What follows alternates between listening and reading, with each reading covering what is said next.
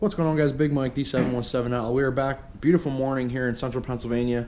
Now, last night we went up to Beaver Springs and did a little bit of testing too. We were going to do a bracket race, but unfortunately the bracket race was for track registered racers, so it's, I guess, the team racers for a point series. But I'm not going to sign up to get 2 races out of the year and then have to start over next year. But anyway, before we went up to the track Thursday night, I was up till like 1 o'clock in the morning putting the clutch back together. So we did the Brock's clutch mod, and then we did 50-50 on the clutch springs. So we have 3 heavy springs, 3 OEM springs. We put in some valve shims, spring shims to give the clutch a little bit tighter feel. We still have the stock plates and everything like that in. And the clutch mod, just as a quick look at it, these 2 pieces are usually in the motor with the clutch, and what they do is, I guess let's go this way. When these are in here, so this is on your output, I believe this is, I want to say, your input shaft. These 2, I mean, you can hear it, they rattle together. Typically what they do is when that happens is it tries to prevent your clutch from burning up, because usually you're feathering the clutch at a pretty high RPM. The thing is when you let too much clutch out with too much throttle or not enough clutch, those 2 will rattle and chatter, and it honestly sounds like your transmission is going to explode. Some guys weld those 2 together, cheap clutch mod. I didn't really trust the weld, so I went with Brock's and I ordered their actual clutch mod, which is basically this same piece but a solid piece of billet aluminum. Put that in, and I'm going to be honest, last night we ran our personal best on the bike. The 60-foot still need a little bit of work. Last night was just a beautiful night. Cold weather, bike loved it. But yeah, go ahead and check this out. We got a new personal best. Check out the footage and I'll be right back.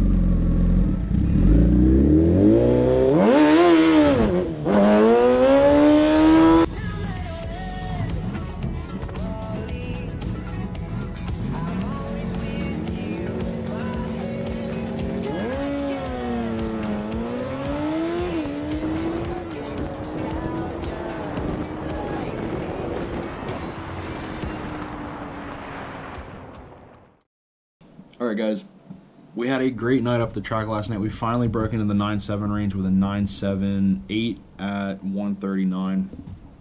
Bike ran good. We actually did that on pump gas. I haven't run MR12 for the past like 2 or 3 races. I only have like maybe half a can left, and I really don't feel like spending another $180 for 5 gallons of it. So we're just running pump gas here recently, and the bike's been doing great. Last night, the cold weather, she was running really good. I could kind of hot lap it because the temperatures were down, and surprisingly the bike stayed relatively cool. But yeah, we broke into the 9.7s. The clutch felt good. have to fight wheelies just a little bit, but some of those that I had some pretty decent power wheelies, just rode them out and finished out the gear, and we did good. I mean, the 60 foots are still the 1.6 range. They could be a lot better. A buddy of mine actually just sent me a video this morning that he was running some stupid low, like 1.4 60 foots. I really want to get to that range, but I'm not sure if I can on the on this swing arm. I might have to go bigger for next year because it just tries to wheelie really, really hard. But anyway, still a great night of racing. Had a lot of fun. There were only one other bike there, and he was stock wheelbase ZX14. He was having a hard time launching. He was actually spinning. So I'm going to put this in here just in case Mikey happens to see it. He's the track owner at Beaver Springs. He has done an amazing track prep. Every time I go there, I've never had an issue with spinning. I go down to Cecil and I'll roast a tire. So Mikey, shout out to you for an awesomely prepped track last night. Had traction for days. I mean, hell, it was power wheeling, second, third, and yeah. But alright guys, I hope you liked the video. If you do, give it a thumbs up. You want anything more about racing up at Beaver Springs, or maybe about my bike that you want to know about parts or something, check the description and then drop your comments. Let me know what's going on. And as always, hit that subscribe button and the little bell next to that for notifications on the newest videos that will be out, and I'll be sure to catch up to you guys on the next upload. We will be hitting the track this coming weekend. There is Test and Tune on Friday, and hopefully there is a bike and sled shootout, so bikes and snowmobiles and ATVs. But there is a 32 bike bracket. I'm trying to get into it. I'm not sure. Somebody said they might be full already, but I'm going to try. If not, we're at least going to go up and watch and maybe do some testing in between, because there is a Test and Tune session throughout, I believe. But anyway, I'll see you guys in the next upload. Alright, remember, ride safe, ride smart, always your helmet. See ya.